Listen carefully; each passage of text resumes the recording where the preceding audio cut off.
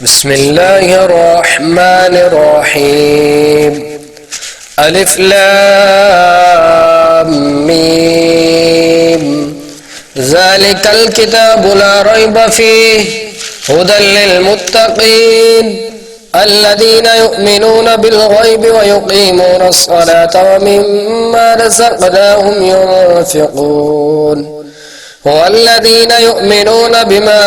أنزل إليك وما أنزل من قبلك وبالآخرة هم يوقنون أولئك على هدى من ربهم وأولئك هم المفلحون. إن الذين كفروا سواء عليهم أأنذرتهم أم لم تنذرهم لا يؤمنون. ختم الله على قلوبهم وعلى سمعهم وعلى أبصارهم غشاوة ولهم عذاب عظيم. ومن الناس من يقول آمنا بالله وباليوم الآخر وما هم بمؤمنين يخادعون الله والذين آمنوا وما يخدعون إلا أنفسهم وما يشعرون. في قلوبهم مرض فزادهم الله مرضا ولهم عذاب أليم بما كانوا يكذبون. وإذا قيل لهم لا تفسدوا في الأرض قالوا إنما نحن مصلحون ألا إنهم هم المفسدون ولكن لا يشعرون. وإذا قيل لهم آمنوا كما آمن الناس قالوا أنؤمن كما آمن السفهاء ألا إنهم هم السفهاء ولكن لا يعلمون. وإذا لقوا الذين آمنوا قالوا آمنا وإذا خلوا إلى شياطينهم قالوا إنا معكم إنما نحن مستهزئون. الله يستهزئ بهم ويمدهم في طغيانهم يعمهون. أولئك الذين اشتروا الضلالة بالهدى فما ربحت تجارتهم وما كانوا مهتدين. مثلهم كمثل الذي استوقد نارا فلما أضاءت ما حوله ذهب الله بنورهم وتركهم في ظلمات لا يبصرون. صم بكم عمي فهم لا يرجعون. أو كصيب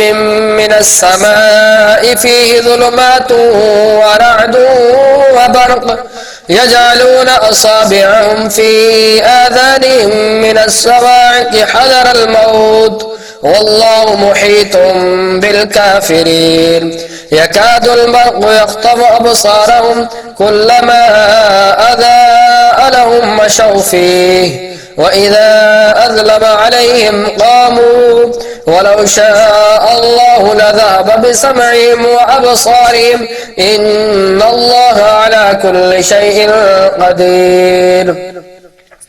يا أيها الناس اعبدوا ربكم الذي خلقكم والذين من قبلكم لعلكم تتقون. الذي جعل لكم الأرض فراشا والسماء بناء وأنزل من السماء ماء فأخرج به من الثمرات رزقا لكم فلا تجعلوا لله أندادا وأنتم تعلمون. وإن كنتم في ريب مما نزلنا على عبدنا فأتوا بسورة من مثله وادعوا شهداءكم من دون الله إن كنتم صادقين.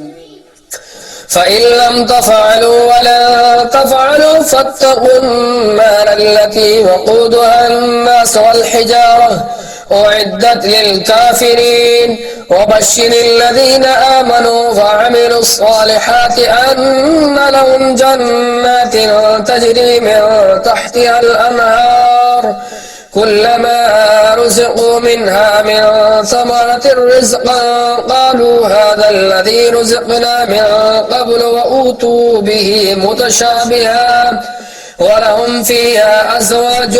مطهرة وهم فيها خالدون إن الله لا يستحي أن يضرب مثلا ما بعوضة فما فوقها فأما الذين آمنوا فيعلمون أنه الحق من ربهم وأما الذين كفروا فيقولون ماذا أراد الله بهذا مثلا يضل به كثيرا ويهدي به كثيرا وما يضل به إلا الفاسقين الذين ينقضون عهد الله من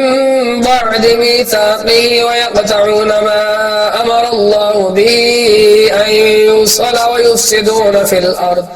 أولئك هم الخاسرون كيف تكفرون بالله وكنتم أمواتا فأحياكم ثم يميتكم ثم يحييكم ثم إليه ترجعون هو الذي خلق لكم ما في الأرض جميعا ثم استوى إلى السماء فسواهن سبع سماوات وهو بكل شيء عليم وإذ قال ربك للملائكة إني جاعل في الأرض خليفة قالوا أتجعل فيها من يفسد فيها ويسفك الدماء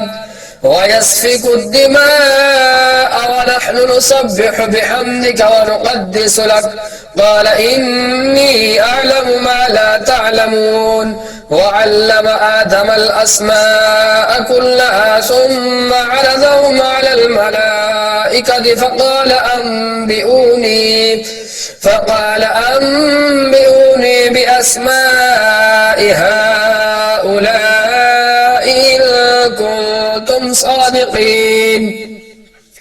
قالوا سبحانك لا علم لنا إلا ما علمتنا إنك أنت العليم الحكيم قال يا آدم أنبئهم بأسمائهم فلما أنبأهم بأسمائهم قال ألم أقل لكم إني أعلم غيب السماوات والأرض وأعلم ما تبدون وما كنتم تكتمون وإذ قلنا للملائكة اسجدوا لآدم فسجدوا إلا إبليس أبى واستكبر وكان من الكافرين لا يا آدم اسكن أنت وزوجك الجنة وكلا منها رغدا حيث شئتما ولا تقربا هذه الشجرة فتكونا من الظالمين فأزلهما الشيطان عنها فأخرجهما مما كانا فيه وقلنا اهبطوا بعضكم لبعض عدو ولكم في الأرض مستقر ومتاع إلى حين فتلقى آدم من ربه كلمات فتاب عليه إنه هو التواب الرحيم قلنا اهبطوا منها جميعا فإما يأتينكم مني هدى فمن تبع هدايا فلا خوف عليهم ولا هم يحزنون والذين كفروا وكذبوا بآياتنا أولئك أصحاب النار هم فيها خالدون يا بني إسرائيل اذكروا نعمتي التي أنعمت عليكم وأوفوا بعهدي أوف بعهدكم وإياي فارهبون وآمنوا بما أنزلت مصدقا لما معكم ولا تكونوا أول كافر به ولا تشتروا بآياتي ثمنا قليلا وإياي فاتقون ولا تلبسوا الحق بالباطل وتكتموا الحق وأنتم تعلمون وأقيموا الصلاة وآتوا الزكاة واركعوا مع الراكعين أتأمرون الناس بالبر وتنسون أنفسكم وأنتم تتلون الكتاب أفلا تعقلون واستعينوا بالصبر والصلاة وإنها لكبيرة إلا على الخاشعين الذين يظنون أنهم ملاقو ربهم وأنهم إليه راجعون. يا بني إسرائيل اذكروا نعمتي التي أنعمت عليكم وأني فضلتكم على العالمين واتقوا يوما لا تجزي نفس عن نفس شيئا ولا يقبل منها شفاعة ولا يؤخذ منها عدل ولا هم ينصرون. وإذ نجيناكم من آل فرعون يسومونكم سوء العذاب يذبحون أبناءكم ويستحيون نساءكم وفي ذلكم بلاء من ربكم عظيم. وإذ فرقنا بكم البحر فأنجيناكم وأغرقنا آل فرعون وأنتم تنظرون. وإذ وعدنا موسى 40 ليلة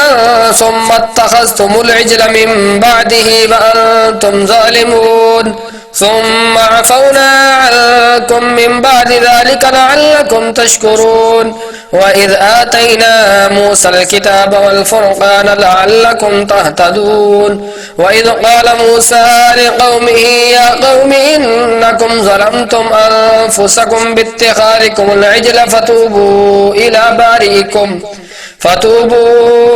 بارئكم فاقتلوا أنفسكم ذلكم خير لكم عند بارئكم فتاب عليكم إنه هو التواب الرحيم. وإذ قلتم يا موسى لن نؤمن لك حتى نرى الله جهرة فأخذتهم الصاعقة وأنتم تنظرون ثم بعثناكم من بعد موتكم لعلكم تشكرون. وظللنا عليكم الغمام وأنزلنا عليكم المن والسلوى كلوا من طيبات ما رزقناكم وما ظلمونا ولكن كانوا أنفسهم يظلمون. وإذ قلنا ادخلوا هذه القرية فكلوا منها حيث شئتم رغدا وادخلوا الباب سجدا وقولوا حتة نغفر لكم خطاياكم وسنزيد المحسنين. فبدل الذين ظلموا قولا غير الذي قيل لهم فأنزلنا على الذين ظلموا رجزا من السماء بما كانوا يفسقون. وإذ استسقى موسى لقومه فقل اضرب بعصاك الحجر فانفجرت منه 12 عينا قد علم كل أناس مشربهم كلوا واشربوا من رزق الله ولا تعصوا في الأرض مفسدين. وإذ قلتم يا موسى لن نصبر على طعام واحد فادع لنا ربك يخرج لنا مما تنبت الأرض من بقلها وكثائها وفومها وعدسها وبصلها قال أتستبدلون الذي هو أدنى بالذي هو خير اهبطوا مصرا فإن لكم ما سألتم وضربت عليهم الذلة والمسكنة وباءوا بغضب من الله ذلك بأنهم كانوا يكفرون بآيات الله ويقتلون النبيين بغير الحق ذلك بما عصوا وكانوا يعتدون. إن الذين آمنوا والذين هادوا والنصارى والصابئين من آمن بالله واليوم الآخر وعمل صالحا فلهم أجرهم عند ربهم ولا خوف عليهم ولا هم يحزنون. وإذ أخذنا ميثاقكم ورفعنا فوقكم الطور خذوا ما آتيناكم بقوة واذكروا ما فيه لعلكم تتقون ثم توليتم من بعد ذلك فلولا فضل الله عليكم ورحمته لكنتم من الخاسرين. ولقد علمتم الذين اعتدوا منكم في السبت فقلنا لهم كونوا قردة خاسئين فجعلناها نكالا لما بين يديها وما خلفها وموعظة للمتقين. وإذ قال موسى لقومه إن الله يأمركم أن تذبحوا بقرة قالوا أتتخذنا هزوا قال أعوذ بالله أن أكون من الجاهلين. قالوا ادع لنا ربك يبين لنا ما هي قال إنه يقول إنها بقرة لا فارض ولا بكر عوان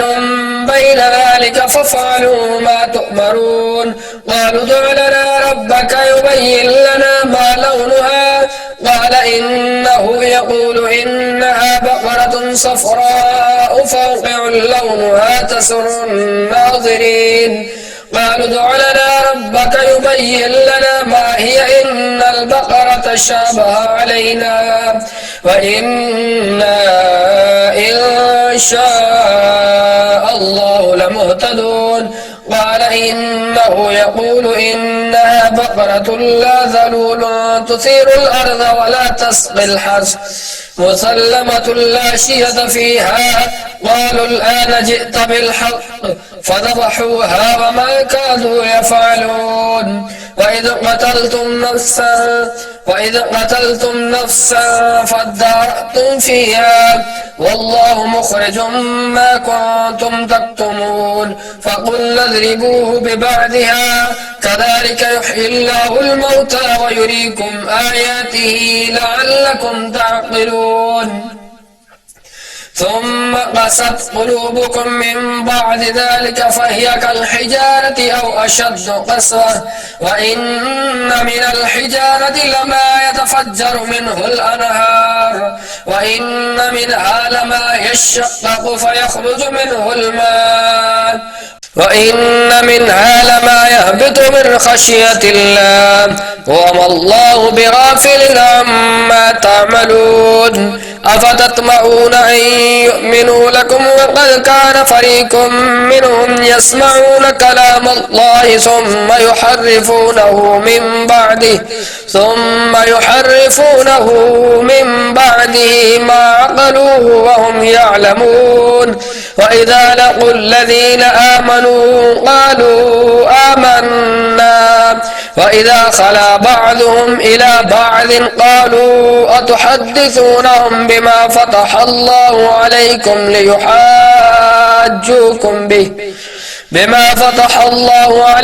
ليحاجوكم به عند ربكم أفلا تعقلون. أولا يعلمون أن الله يعلم ما يسرون وما يعلنون. ومنهم أميون لا يعلمون الكتاب إلا أماني فإنهم إلا يظنون. فويل للذين يكتبون الكتاب بأيديهم ثم يقولون هذا من عند الله ليشتروا به ثمنا قليلا فويل لهم مما كتبت أيديهم وويل لهم مما يكسبون. وقالوا لن تمسنا النار إلا أياما معدودة قل أتخذتم عند الله عهدا فلن يخلف الله عهده أم تقولون على الله ما لا تعلمون. بلى من كسب سيئة وأحاطت به خطيئته فأولئك أصحاب النار هم فيها خالدون. والذين آمنوا وعملوا الصالحات أولئك أصحاب الجنة هم فيها خالدون. وإذ أخذنا ميثاق بني إسرائيل لا تعبدون إلا الله وبالوالدين إحسانا وذي القربى واليتامى والمساكين وقولوا للناس حسنا وأقيموا الصلاة وآتوا الزكاة ثم توليتم إلا قليلا منكم وأنتم معرضون وإذ أخذنا ميثاقكم لا تسفكون دماءكم ولا تخرجون أنفسكم من دياركم ثم أقررتم وأنتم تشهدون ثم أنتم هؤلاء تقتلون أنفسكم وتخرجون فريقا منكم من ديارهم تظاهرون عليهم بالإثم والعدوان وإن يأتوكم أسارى تفادوهم وهو محرم عليكم إخراجهم أفتؤمنون ببعض الكتاب وتكفرون ببعض فما جزاء من يفعل ذلك منكم إلا خزي في الحياة الدنيا ويوم القيامة يردون إلى أشد العذاب وما الله بغافل عما تعملون أولئك الذين اشتروا الحياة الدنيا بالآخرة فلا يخفف عنهم العذاب ولا هم ينصرون ولقد آتينا موسى الكتاب وقفينا من بعده بالرسل وآتينا عيسى ابن مريم البينات وأيدناه بروح القدس أفكلما جاءكم رسول بما لا تهوى أنفسكم استكبرتم ففريقا كذبتم وفريقا تقتلون وقالوا قلوبنا غلف بل لعنهم الله بكفرهم فقليلا ما يؤمنون ولما جاءهم كتاب من عند الله مصدق لما معهم وكانوا من قبل يستفتحون على الذين كفروا فلما جاءهم ما عرفوا كفروا به فلعنة الله على الكافرين بئس ما اشتروا به أنفسهم أن يكفروا بما أنزل الله بغيا أن ينزل الله من فضله على من يشاء من عباده فباءوا بغضب على غضب وللكافرين عذاب مهين وإذا قيل لهم آمنوا بما أنزل الله قالوا نؤمن بما أنزل علينا ويكفرون بما وراءه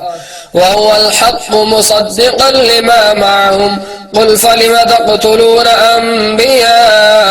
الله من قبل إن كنتم مؤمنين ولقد جاءكم موسى بالبينات ثم اتخذتم العجل من بعده وأنتم ظالمون وإذ أخذنا ميثاقكم ورفعنا فوقكم الطور خذوا ما آتيناكم بقوة واسمعوا قالوا سمعنا وعصينا وأشربوا في قلوبهم العجل بكفرهم قل بئس ما يأمركم به إيمانكم إن كنتم مؤمنين قل إن كانت لكم الدار الآخرة عند الله خالصة من دون الناس فتمنوا الموت إن كنتم صادقين ولن يتمنوا أبدا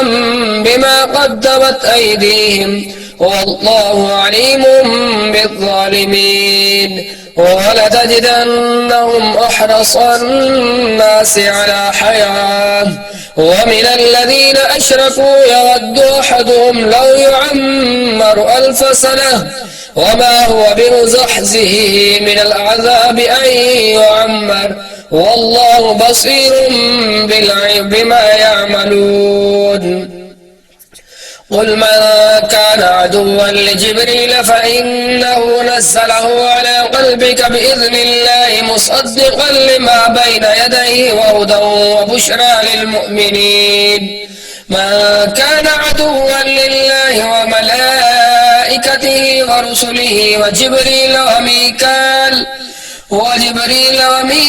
فإن الله عدو للكافرين ولقد أنزلنا إليك آيات بينات وما يكفر بها إلا الفاسقون أوكلما عاهدوا عهدا نبذه فريق منهم بل أكثرهم لا يؤمنون ولما جاءهم رسول من عند الله مصدق لما معهم نبذ فريق من الذين أوتوا الكتاب كتاب الله وراء ظهورهم كأنهم لا يعلمون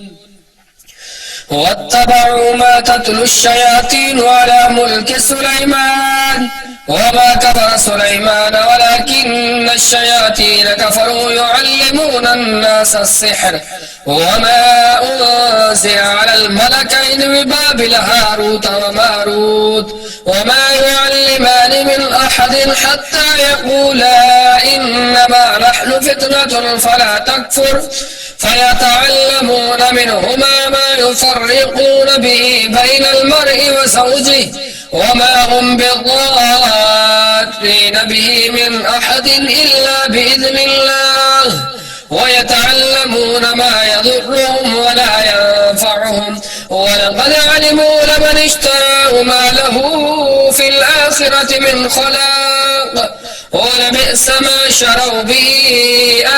أنفسهم لو كانوا يعلمون ولو أنهم آمنوا واتقوا لمثوبة من عند الله خير لو كانوا يعلمون يا أيها الذين آمنوا لا تقولوا راعنا وقولوا انظرنا واسمعوا وللكافرين عذاب أليم ما يود الذين كفروا من أهل الكتاب ولا المشركين أن ينزل عليكم من خير من ربكم والله يختص برحمته من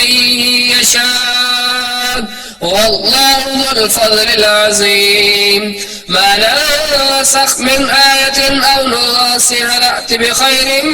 منها أو مثلها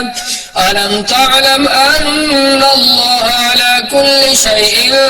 قدير ألم تعلم أن الله له ملك السماوات والأرض وما لكم من دون الله من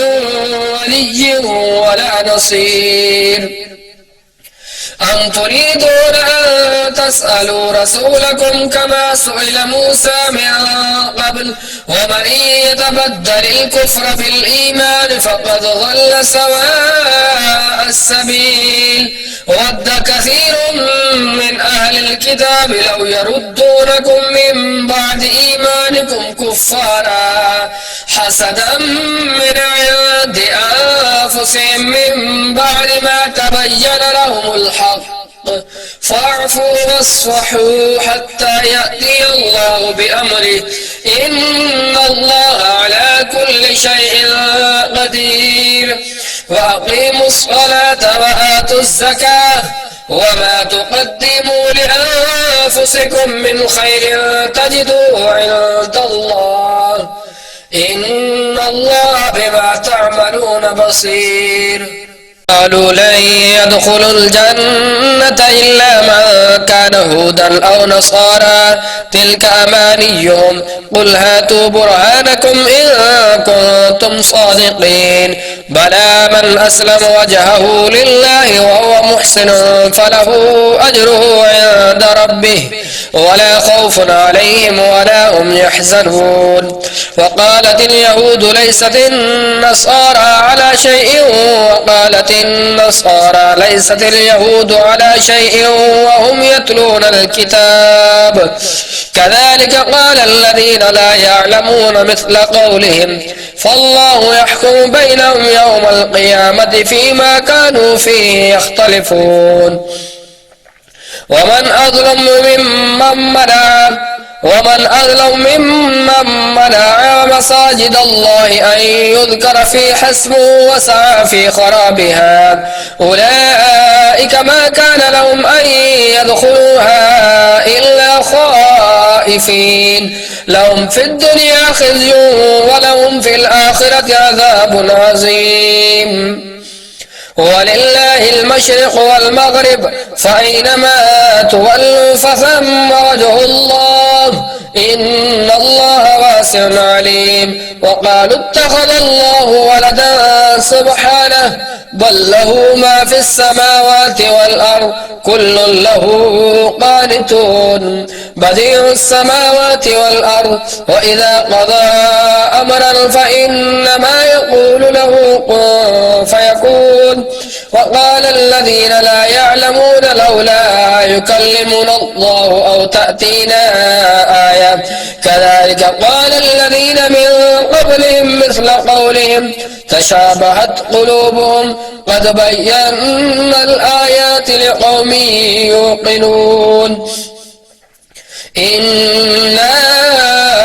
أرسلناك بالحق بشيرا ونذيرا ولا تسأل عن أصحاب الجحيم ولن ترضى عنك اليهود ولا النصارى حتى تتبع ملتهم قل إن هدى الله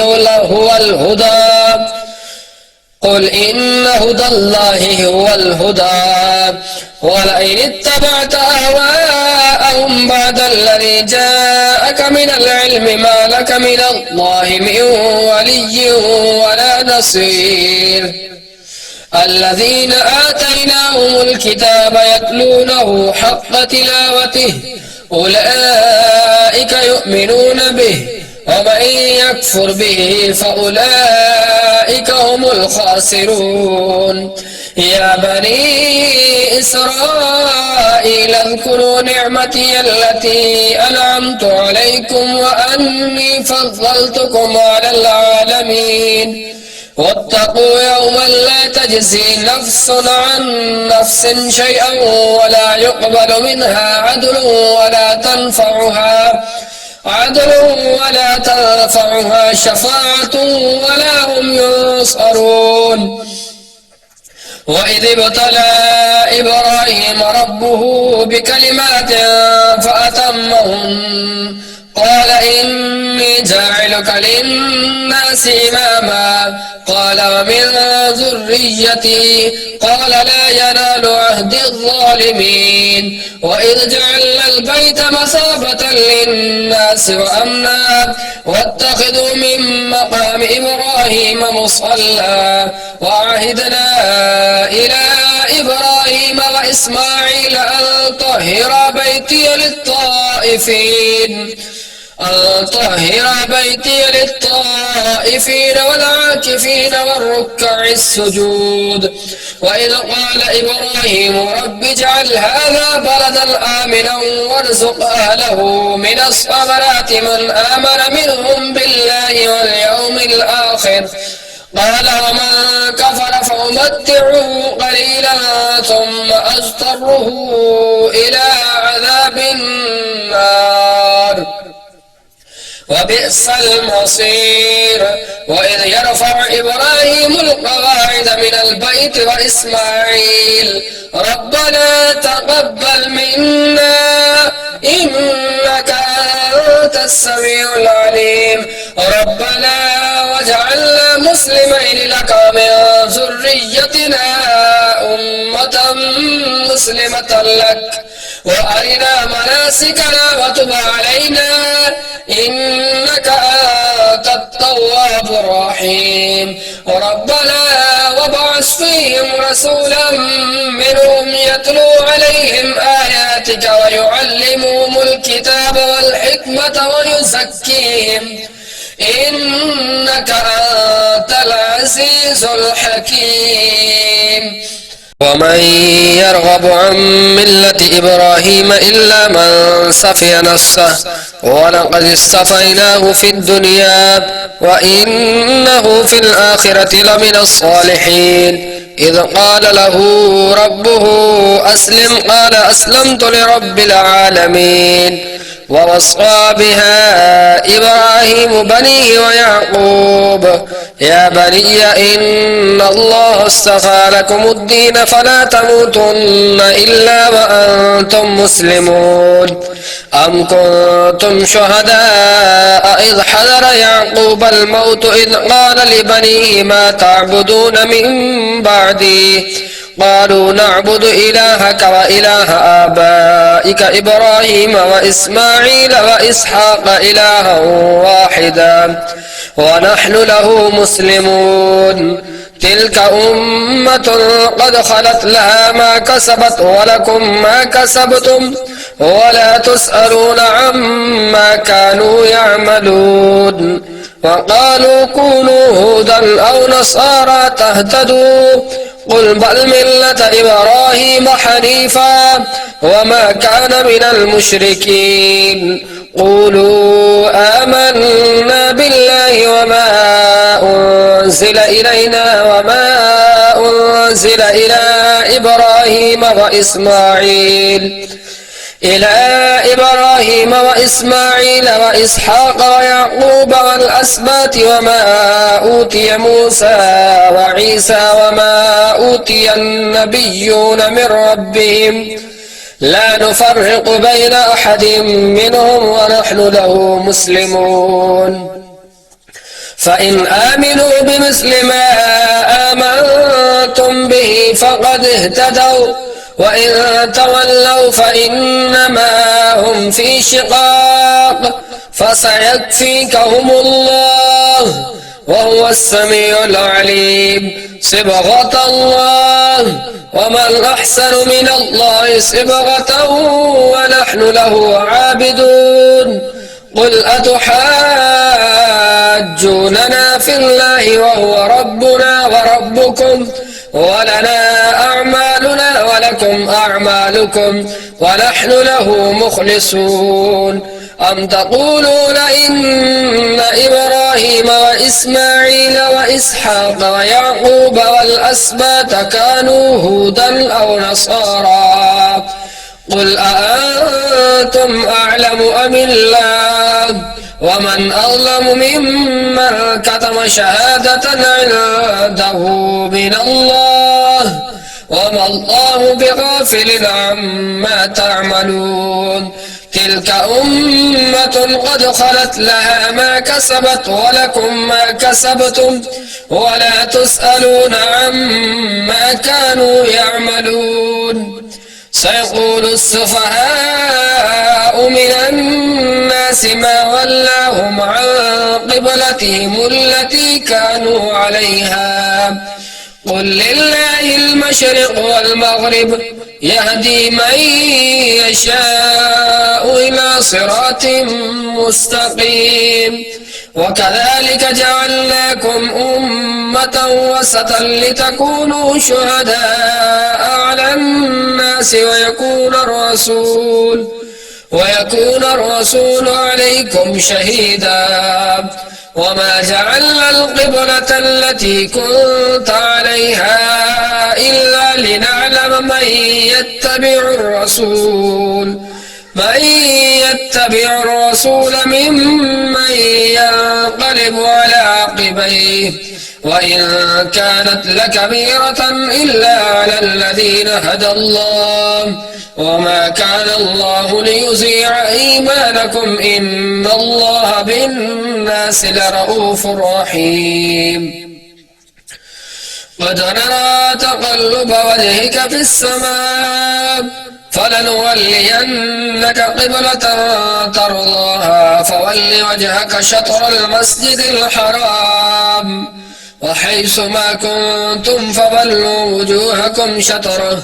وإن الذين أوتوا الكتاب ليعلمون أنه الحق من ربهم وما الله بغافل عما يعملون ولئن أتيت الذين أوتوا الكتاب بكل آية ما تبعوا قبلتك وما أنت بتابع قبلتهم وما بعضهم بتابع قبلة بعض ولئن اتبعت أهواءهم من بعد ما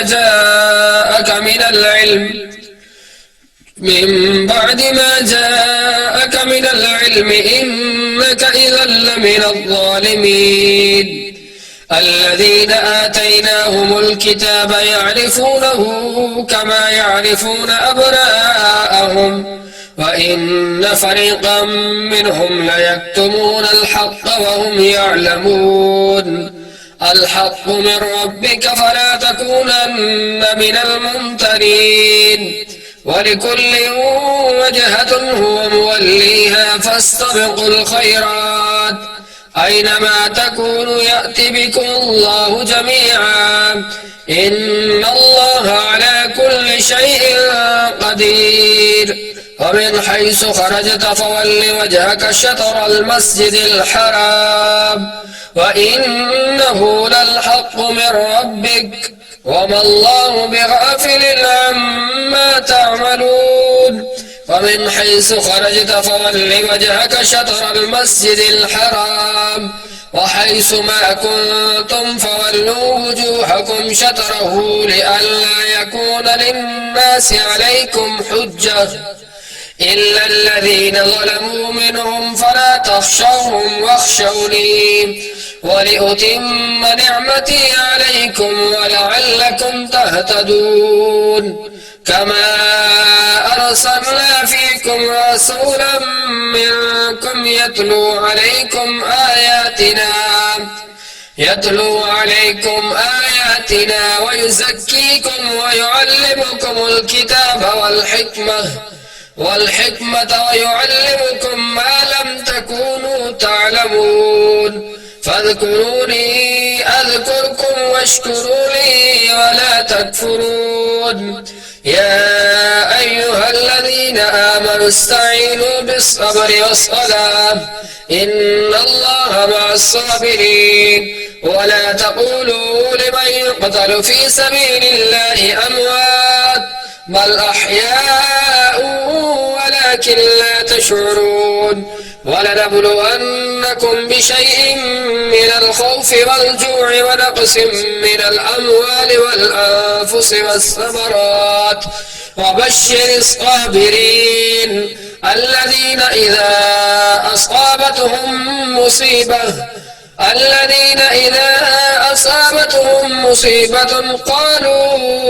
إنا لله وإنا إليه راجعون أولئك عليهم صلوات من ربهم ورحمة وأولئك هم المهتدون إن الصفا والمروة من شعائر الله فمن حج البيت أو اعتمر فلا جناح عليه أن يطوف بهما ومن تطوع خيرا فإن الله شاكر عليم إن الذين يكتمون ما أنزلنا من البينات والهدى من بعد ما بيناه للناس في الكتاب أولئك يلعنهم الله ويلعنهم اللاعنون إلا الذين تابوا وأصلحوا وبينوا فأولئك أتوب عليهم وأنا التواب الرحيم إن الذين كفروا وماتوا وهم كفار أولئك عليهم لعنة الله والملائكة والناس أجمعين خالدين فيها لا يخفف عنهم العذاب ولا هم ينظرون وإلهكم إله واحد لا إله إلا هو الرحمن الرحيم إن في خلق السماوات والأرض واختلاف الليل والنهار والفلك التي تجري في البحر بما ينفع الناس وما أنزل الله من السماء من ماء فأحيا به الأرض بعد موتها وبث فيها من كل دابة وتصرف الرياح والسحاب المسخر بين السماء والأرض لآيات لقوم يعقلون ومن الناس من يتخذ من دون الله أندادا يحبونهم كحب الله والذين آمنوا أشد حبا لله ولو يرى الذين ظلموا إذ يرون العذاب أن القوة لله جميعا وأن الله شديد العذاب إذ تبرأ الذين اتبعوا من الذين اتبعوا ورأوا العذاب وتقطعت بهم الأسباب وقال الذين اتبعوا لو أن لنا كرة فنتبرأ منهم كما تبرأوا منا كذلك يريهم الله أعمالهم حسرات عليهم وما هم بخارجين من النار يا أيها الناس كلوا مما في الأرض حلالا طيبا ولا تتبعوا خطوات الشيطان إنه لكم عدو مبين إنما يأمركم بالسوء والفحشاء وأن تقولوا على الله ما لا تعلمون وإذا قيل لهم اتبعوا ما أنزل الله قالوا بل نتبع ما ألفينا عليه آباءنا أولو كان آباؤهم لا يعقلون شيئا ولا يهتدون ومثل الذين كفروا كمثل الذي ينعق بما لا يسمع إلا دعاء ونداء صم بكم عمي فهم لا يعقلون يا أيها الذين آمنوا كلوا من طيبات ما رزقناكم واشكروا لله إن كنتم إياه تعبدون إنما حرم عليكم الميتة والدم ولحم الخنزير وما أهل به لغير الله فمن اضطر غير باغ ولا عاد فلا إثم عليه إن الله غفور رحيم إن الذين يكتمون ما أنزل الله من الكتاب ويشترون به ثمنا قليلا أولئك ما يأكلون في بطونهم إلا النار ولا يكلمهم الله يوم القيامة ولا يزكيهم ولهم عذاب أليم أولئك الذين اشتروا الضلالة بالهدى والعذاب بالمغفرة فما أصبرهم على النار ذلك بأن الله نزل الكتاب بالحق وإن الذين اختلفوا في الكتاب لفي شقاق بعيد ليس البر أن تولوا وجوهكم قبل المشرق والمغرب ولكن البر من آمن بالله واليوم الآخر واليوم الآخر والملائكة والكتاب والنبيين وآتى المال على حبه ذوي القربى واليتامى والمساكين وابن السبيل والسائلين وفي الرقاب وأقام الصلاة وآتى الزكاة والموفون بعهدهم إذا عهدوا والصابرين في البأساء والضراء وحين البأس أولئك الذين صدقوا وأولئك هم المتقون. يا أيها الذين آمنوا كتب عليكم القصاص في القتلى الحر بالحر والعبد بالعبد والأنثى بالأنثى فمن عفي له من أخيه شيء فاتباع بالمعروف وأداء إليه بإحسان ذلك تخفيف من ربكم ورحمة فمن اعتدى بعد ذلك فله عذاب أليم. ولكم في القصاص حياة يا أولي الألباب لعلكم تتقون. كتب عليكم إذا حضر أحدكم الموت إن ترك خيرا الوصية للوالدين والأقربين بالمعروف حقا على المتقين فمن بدله بعدما سمعه فإنما إثمه على الذين يبدلونه إن الله سميع عليم. فمن خاف من موص جنفا أو إثما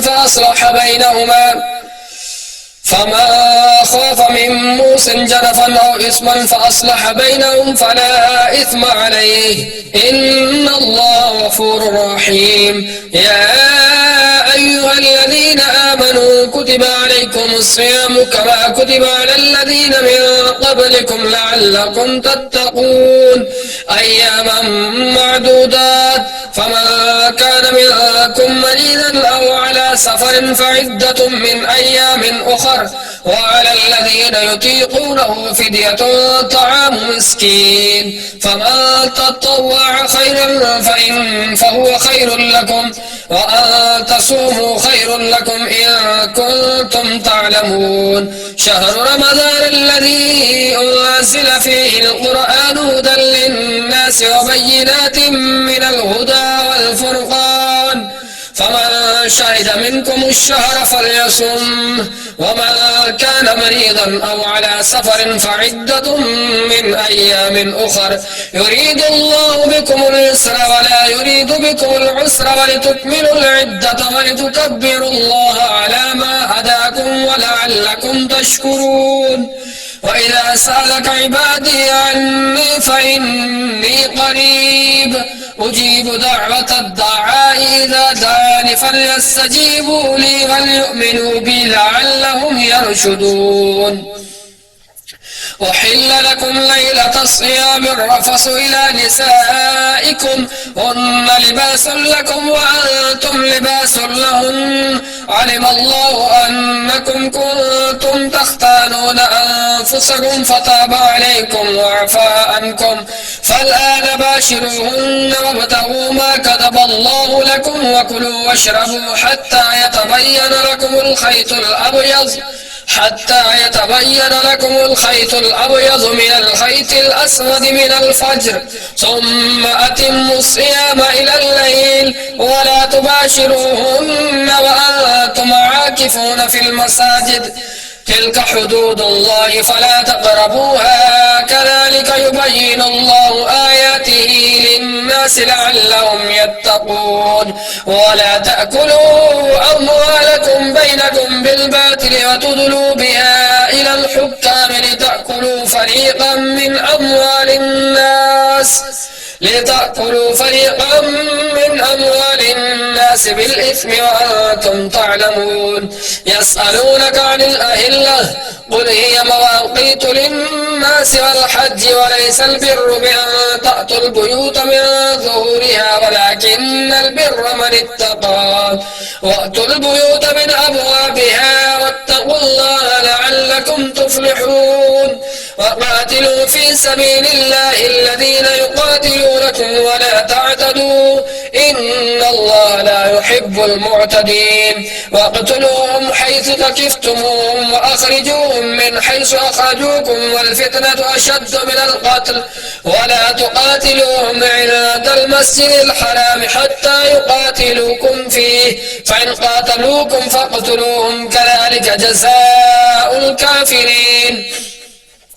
فإن انتهوا فإن الله غفور رحيم وقاتلوهم حتى لا تكون فتنة ويكون الدين لله فإن انتهوا فلا عدوان إلا على الظالمين الشهر الحرام بالشهر الحرام والحرمات قصاص فمن اعتدى عليكم فاعتدوا عليه بمثل ما اعتدى عليكم واتقوا الله واعلموا أن الله مع المتقين وأنفقوا في سبيل الله ولا تلقوا بأيديكم إلى التهلكة وأحسنوا إن الله يحب المحسنين وأتموا الحج والعمرة لله فإن أحصرتم فما استيسر من الهدي ولا تحلقوا رؤوسكم حتى يبلغ الهدي محله فمن كان منكم مريضا أو به أذى من رأسه ففدية من صيام أو صدقة أو نسك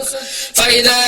أمنتم فمن تمتع بالعمرة إلى الحج فما استيسر من الهدي فمن لم يجد فصيام 3 أيام في الحج و7 إذا رجعتم تلك 10 كاملة ذلك لمن لم يكن أهله حاضر المسجد الحرام واتقوا الله واعلموا أن الله شديد العقاب الحج أشهر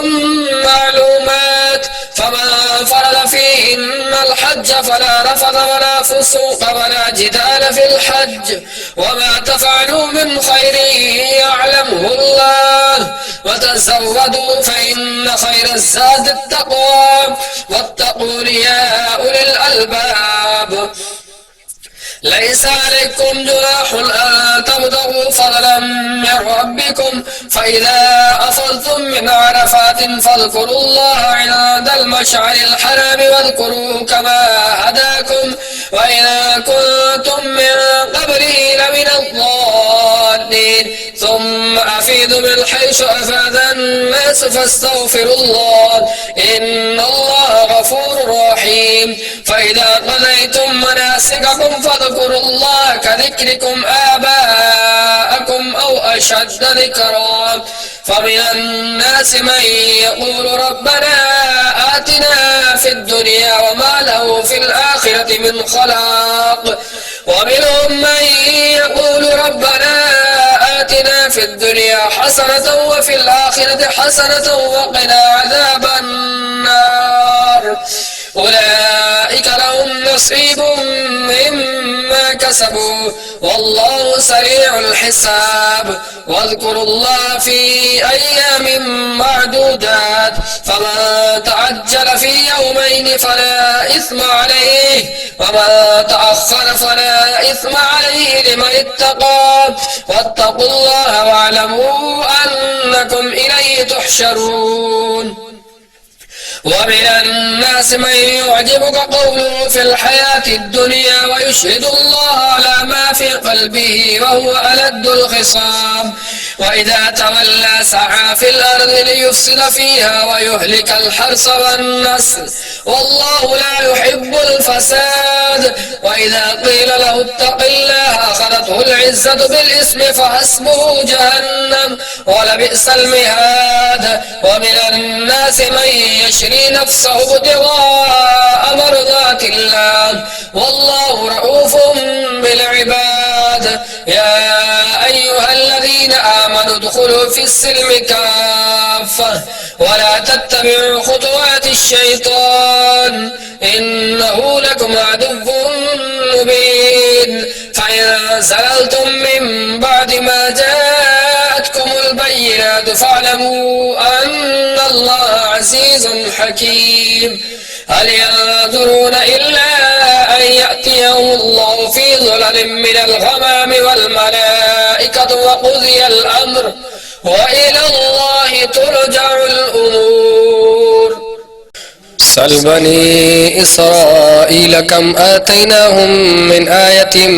بينة ومن يبدل نعمة الله من بعد ما جاءته فإن الله شديد العقاب. زين للذين كفروا الحياة الدنيا ويسخرون من الذين آمنوا والذين اتقوا فوقهم يوم القيامة والله يرزق من يشاء بغير حساب. كان الناس أمة واحدة فبعث الله النبيين مبشرين ومنذرين وأنزل معهم الكتاب بالحق ليحكم بين الناس فيما اختلفوا فيه وما اختلف فيه إلا الذين أوتوه من بعد ما جاءتهم البينات بغيا بينهم فهدى الله الذين آمنوا لما اختلفوا فيه من الحق بإذنه والله يهدي من يشاء إلى صراط مستقيم. أم حسبتم أن تدخلوا الجنة ولما يأتكم مثل الذين خلوا من قبلكم مستهم البأساء والضراء وزلزلوا حتى يقول الرسول والذين آمنوا معه متى نصر الله ألا إن نصر الله قريب. يسألونك ماذا ينفقون قل ما أنفقتم من خير فللوالدين والأقربين واليتامى والمساكين وابن السبيل وما تفعلوا من خير فإن الله به عليم. كتب عليكم القتال وهو كره لكم وعسى أن تكرهوا شيئا وهو خير لكم وعسى أن تحبوا شيئا وهو شر لكم والله يعلم وأنتم لا تعلمون. يسألونك عن الشهر الحرام قتال فيه قل قتال فيه كبير وصد عن سبيل الله وكفر به والمسجد الحرام وإخراج أهله منه أكبر عند الله والفتنة أكبر من القتل ولا يزالون يقاتلونكم حتى يردوكم عن دينكم إن استطاعوا ومن يرتد منكم عن دينه فيمت وهو كافر فأولئك حبطت أعمالهم في الدنيا والآخرة وأولئك أصحاب النار هم فيها خالدون. إن الذين آمنوا والذين هاجروا وجاهدوا في سبيل الله أولئك يرجون رحمة الله والله غفور رحيم. يسألونك عن الخمر والميسر قل فيهما إثم كبير ومنافع للناس وإثمهما أكبر من نفعهما ويسألونك ماذا ينفقون قل العفو كذلك يبين الله لكم الآيات لعلكم تتفكرون في الدنيا والآخرة. ويسألونك عن اليتامى قل إصلاح لهم خير وإن تخالطوهم فإخوانكم والله يعلم المفسد من المصلح ولو شاء الله لأعنتكم إن الله عزيز حكيم. ولا تنكحوا المشركات حتى يؤمن ولأمة مؤمنة خير من مشركة ولو أعجبتكم ولا تنكحوا المشركين حتى يؤمنوا ولعبد مؤمن خير من مشرك ولو أعجبكم أولئك يدعون إلى النار والله يدعو إلى الجنة والمغفرة بإذنه ويبين آياته للناس لعلهم يتذكرون. ويسألونك عن المحيض قل هو أذى فاعتزلوا النساء في المحيض ولا تقربوهن حتى يطهرن فإذا تطهرن فأتوهن من حيث أمركم الله إن الله يحب التوابين ويحب المتطهرين. نساؤكم حرث لكم فأتوا حرثكم أنما شئتم وقدموا لأنفسكم واتقوا الله واعلموا أنكم ملاقوه وبشر المؤمنين. ولا تجعلوا الله عرضة لأيمانكم أن تبروا وتتقوا وتصلحوا بين الناس والله سميع عليم. لا يؤاخذكم الله باللغو في أيمانكم ولكن يؤاخذكم بما كسبت قلوبكم والله غفور حليم. للذين يؤلون من نسائهم تربص 4 أشهر فإن فاءوا فإن الله غفور رحيم. وإن عزموا الطلاق فإن الله سميع عليم. والمطلقات يتربصن بأنفسهن 3 قروء ولا يحل لهن أن يكتمن ما خلق الله في أرحامهن إن كن يؤمن بالله واليوم الآخر وبعولتهن أحق بردهن في ذلك إن أرادوا إصلاحا ولهن مثل الذي عليهن بالمعروف وللرجال عليهن درجة والله عزيز حكيم. الطلاق 2 فإمساك بمعروف أو تصريح بإحسان. ولا يحل لكم أن تأخذوا مما آتيتموهن شيئا إلا أن يخافا ألا يقيم حدود الله. فإن خفتم ألا يقيم حدود الله فلا جناح عليهما فيما افتدت به. تلك حدود الله فلا تعتدوها ومن يتعد حدود الله فأولئك هم الظالمون. فإن طلقها فلا تحل له من بعد حتى تنكح زوجا غيره. فإن طلقها فلا جناح عليهما أن يتراجعا إن ظن أن يقيما حدود الله وتلك حدود الله يبينها لقوم يعلمون. وإذا طلقتم النساء فبلغن أجلهن فأمسكوهن بمعروف أو سرحوهن بمعروف ولا تمسكوهن ضرارا لتعتدوا ومن يفعل ذلك فقد ظلم نفسه. ولا تتخذوا آيات الله هزوا واذكروا نعمة الله عليكم وما أنزل عليكم من الكتاب والحكمة يعظكم به واتقوا الله واعلموا أن الله بكل شيء عليم. وإذا طلقتم النساء فبلغن أجلهن فلا تعذلوهن أن ينكحن أزواجهن إذا تراضوا بينهم بالمعروف. ذلكم يوعظ به من كان يؤمن بالله واليوم الآخر ذلكم أزكى لكم وأطهر والله يعلم وأنتم لا تعلمون. والوالدات يرضعن أولادهن حولين كاملين لمن أراد أن يتم الرضاعة وعلى المولود له رزقهن وكسوتهن بالمعروف. لا تكلف نفس إلا وسعها. لا تضار والدة بولدها ولا مولود له بولده وعلى الوارث مثل ذلك فإن أرادا فصالا عن تراض منهما وتشاور فلا جناح عليهما. وإن أردتم أن تسترضعوا أولادكم فلا جناح عليكم إذا سلمتم ما آتيتم بالمعروف. واتقوا الله واعلموا أن الله بما تعملون بصير. والذين يتوفون منكم ويذرون أزواجا يتربصن بأنفسهن 4 أشهر و10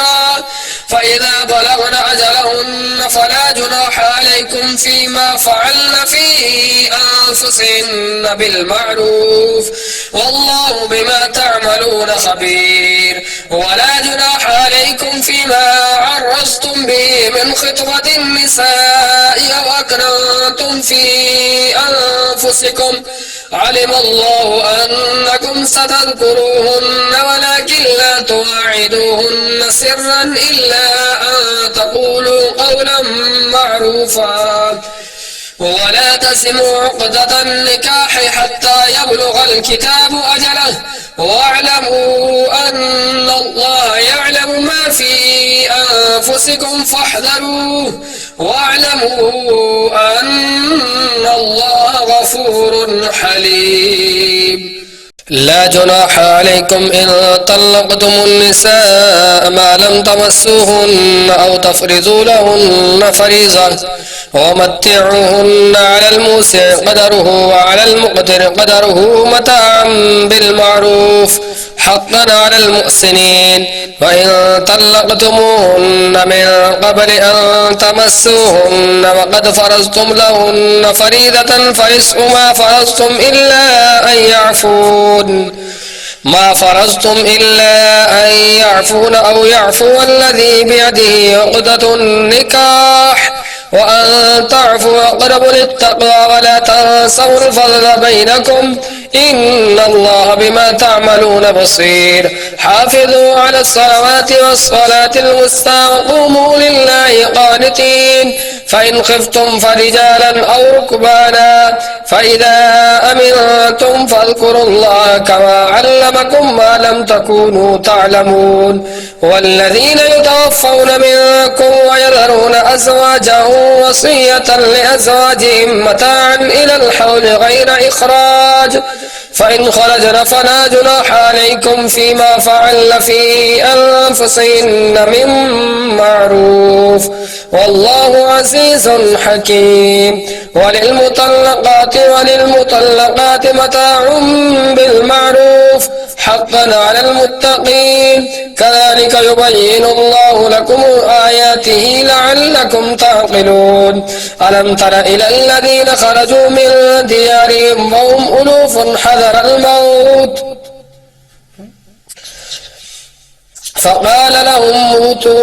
فقال لهم الله موتوا ثم أحياهم إن الله لذو فضل على الناس ولكن أكثر الناس لا يشكرون. وقاتلوا في سبيل الله واعلموا أن الله سميع عليم. من ذا الذي يقرض الله قرضا حسنا فيضاعفه له أضعافا كثيرة والله يقبض ويبسط وإليه ترجعون. ألم تر إلى الملأ من بني إسرائيل من بعد موسى إذ قالوا لنبي له ابعث لنا ملكا نقاتل في سبيل الله قال هل عصيتم إن كتب عليكم القتال ألا تقاتلوا قالوا وما لنا ألا نقاتل في سبيل الله وقد أخرجنا من ديارنا وأبنائنا فلما كتب عليهم القتال تولوا إلا قليلا منهم والله عليم بالظالمين. وقال لهم نبيهم إن الله قد بعث لكم طالوت ملكا قالوا أنى يكون له الملك علينا ونحن أحق بالملك منه ولم يؤت سعة من المال قال إن الله اصطفاه عليكم وزاده بسطة في العلم والجسم والله يؤتي ملكه من يشاء والله واسع عليم. وقال لهم نبيهم إن آية ملكه أن يأتيكم التابوت فيه سكينة من ربكم وبقية مما ترك آل موسى وآل هارون تحمله الملائكة إن في ذلك لآية لكم إن كنتم مؤمنين. فلما فصل طالوت بالجنود قال إن الله مبتليكم بنار فمن شرب منه فليس مني ومن لم يطعمه فإنه مني إلا من اغترف غرفة بيده فشربوا منه إلا قليلا منهم فلما جاوزه هو والذين آمنوا معه قالوا لا طاقة اليوم بجالوت وجنوده قال الذين يظنون أنهم ملاقوا الله كم من فئة قليلة غلبت فئة كثيرة بإذن الله والله مع الصابرين. ولما باسوا لجالوت وجنوده قالوا ربنا أفرغ علينا صبرا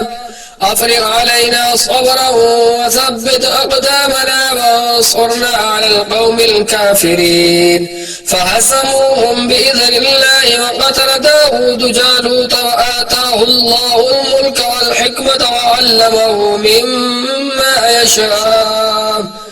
ولولا دفع الله الناس بعضهم ببعض لفسدت الأرض ولكن الله ذو فضل على العالمين تلك آيات الله نتلوها عليك بالحق وإنك لمن المرسلين تلك الرسل فضلنا بعضهم على بعض منهم من كلم الله ورفع بعضهم درجات وآتينا عيسى ابن مريم البينات وأيدناه بروح القدس ولو شاء الله ما اقتتل الذين من بعدهم من بعد ما جاءتهم البينات ولكن اختلفوا فمنهم من آمن ومنهم من كفر ولو شاء الله ما اقتتلوا ولكن الله يفعل ما يريد يا أيها الذين آمنوا أنفقوا مما رزقناكم من قبل أن يأتي يوم لا بيع فيه ولا خلة ولا شفاعة والكافرون هم الظالمون الله لا إله إلا هو الحي القيوم لا تأخذه سنة ولا نوم له ما في السماوات وما في الأرض من ذا الذي يشفع عنده إلا بإذنه يعلم ما بين أيديهم وما خلفهم ولا يحيطون بشيء من علمه إلا بما شاء وسع كرسيه السماوات والأرض ولا يؤوده حفظهما وهو العلي العظيم لا إكراه في الدين قد تبين الرشد من الغي فمن يكفر بالطاغوت ويؤمن بالله فقد استمسك بالعروة الوثقى لا انفصام لها والله سميع عليم الله ولي الذين آمنوا يخرجهم من الظلمات إلى النور والذين كفروا أولياؤهم الطاغوت يخرجونهم من النور إلى الظلمات أولئك أصحاب النار هم فيها خالدون ألم تر إلى الذي حاج إبراهيم في ربه أن آتاه الله الملك إذ قال إبراهيم ربي الذي يحيي ويميت ربي الله يحيي ويميت قال أنا أحيي وأميت قال إبراهيم فإن الله يأتي بالشمس من المشرق فأت بها من المغرب فبهت الذي كفر والله لا يهدي القوم الظالمين أو كالذي مر على قرية وهي خاوية على عروشها قال أنى يحيي هذه الله بعد موتها فأماته الله 100 عام ثم بعثه قال كم لبثت قال لبثت يوما أو بعض يوم قال بل لبثت 100 عام فانظر إلى طعامك وشرابك لم يتسنه وانظر إلى حمارك ولنجعلك آية للناس وانظر إلى العظام كيف ننشزها ثم نكسوها لحما فلما تبين له قال أعلم أن الله على كل شيء قدير وإذ قال إبراهيم رب أرني كيف تحيي الموتى قال أولم تؤمن قال بلى ولكن ليطمئن قلبي قال فخذ 4 من الطير فصرهن إليك ثم اجعل على كل جبل منهن جزعا ثم ادعهن يأتينك سعيا واعلم أن الله عزيز حكيم. مثل الذين ينفقون أموالهم في سبيل الله كمثل حبة أنبتت 7 سنابل في كل سنبلة 100 حبة والله يضاعف لمن يشاء والله واسع عليم. الذين ينفقون أموالهم في سبيل الله ثم لا يتبعون ما أنفقوا منا ولا أذى لهم أجرهم عند ربهم ولا خوف عليهم ولا هم يحزنون. قول معروف ومغفرة خير من صدقة يتبعها أذى والله غني حليم. يا أيها الذين آمنوا لا تبطلوا صدقاتكم بالمن والأذى كالذي ينفق ماله رئاء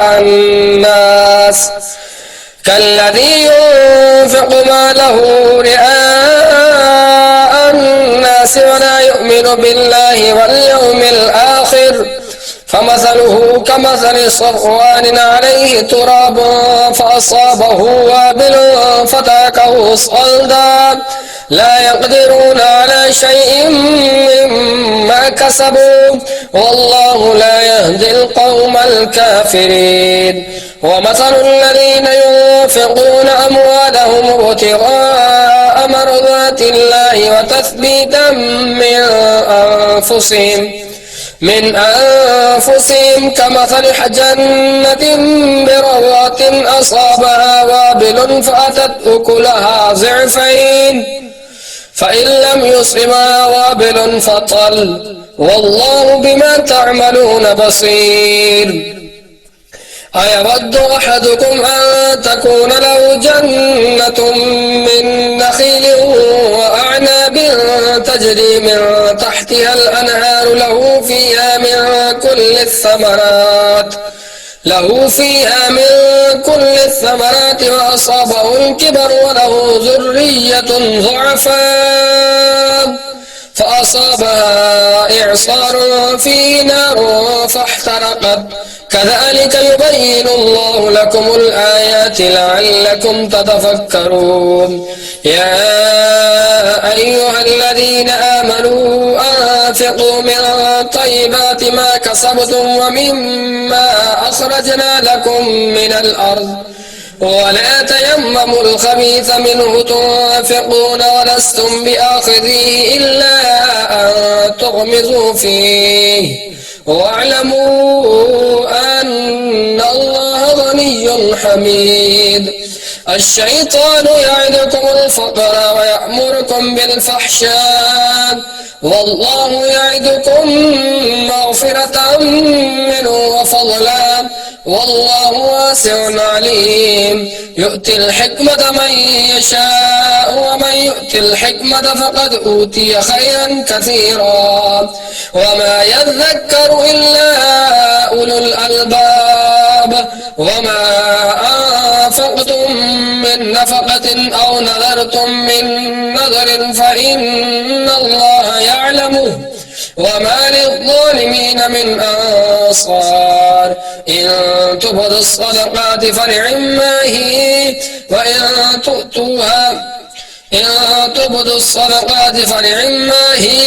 وإن تخفوها وتؤتوها الفقراء فهو خير لكم ويكفر عنكم من سيئاتكم والله بما تعملون خبير. ليس عليك هداهم ولكن الله يهدي من يشاء وما تنفقوا من خير فلأنفسكم وما تنفقون إلا ابتغاء وجه الله وما تنفقوا من خير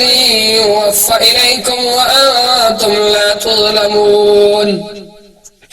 للفقراء الذين أحصروا في سبيل الله لا يستطيعون ضربا في الأرض يحسبهم الجاهل أغنياء من التعفف تعرفهم بسيماهم لا يسألون الناس إلحافا وما تنفقوا من خير فإن الله به عليم الذين ينفقون أموالهم بالليل والنهار سرا وعلانية فلهم أجرهم عند ربهم ولا خوف عليهم ولا هم يحزنون الذين يأكلون الربا لا يقومون إلا كما يقوم الذي يتخبطه الشيطان من المس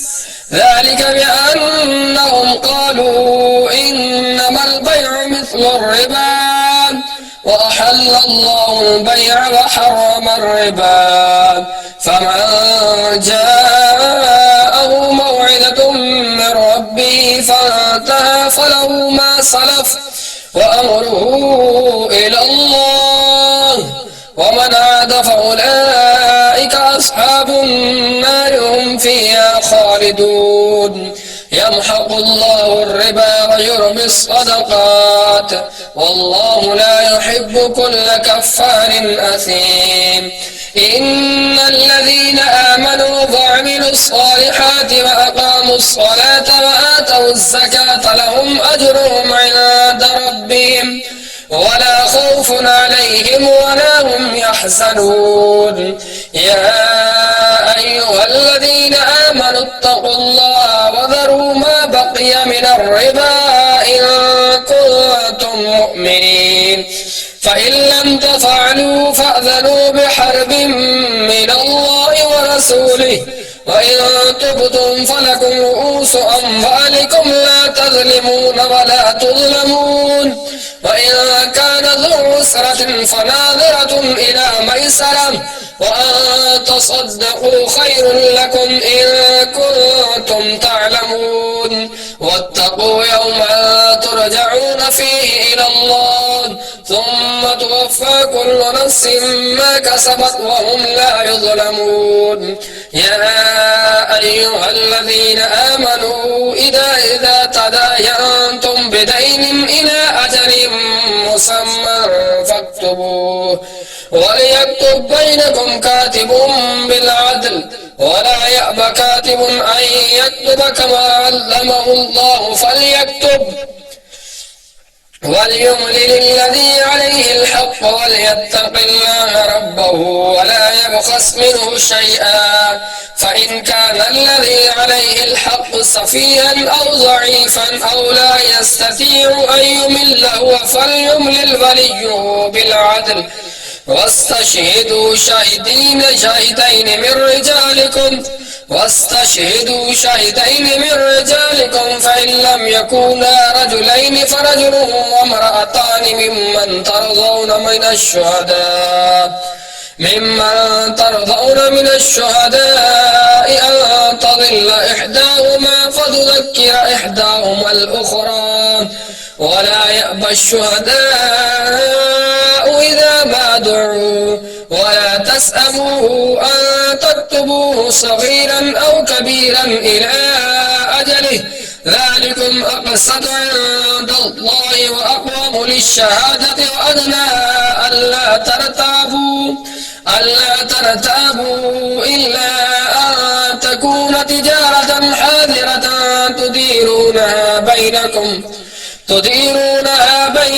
فليس عليكم جناح ألا تكتبوها وأشهدوا إذا تبايعتم ولا يضار كاتب ولا شهيد وإن تفعلوا فإنه فسوق بكم واتقوا الله ويعلمكم الله والله بكل شيء عليم وإن كنتم على سفر ولم تجدوا كاتبا فرحال مقبوضة فإن أمن بعضكم بعضا فليؤد الذي اؤتمن أمانته وليتق الله ربه ولا تكتموا الشهادة ومن يكتمها فإنه آثم قلبه والله بما تعملون عليم لله ما في السماوات وما في الأرض وإن تبدوا ما في أنفسكم أو تخفوا يحاسبكم به الله فيغفر لمن يشاء ويعذب من يشاء والله على كل شيء قدير. آمن الرسول بما أنزل إليه من ربه والمؤمنون كل آمن بالله وملائكته وكتبه ورسله لا نفرق بين أحد من رسله وقالوا سمعنا وأطعنا غفرانك ربنا وإليك المصير. لا يكلف الله نفسا إلا وسعها لها ما كسبت وعليها ما اكتسبت ربنا لا تؤاخذنا إن نسينا أو أخطأنا ربنا ولا تحمل علينا إسرا كما حملته على الذين من قبلنا ربنا ولا تحمل علينا إسرا كما حملته على الذين من قبلنا ربنا ولا تحملنا ما لا طاقة لنا به واعف عنا واغفر لنا وارحمنا أنت مولانا فانصرنا على القوم الكافرين. صدق الله العظيم.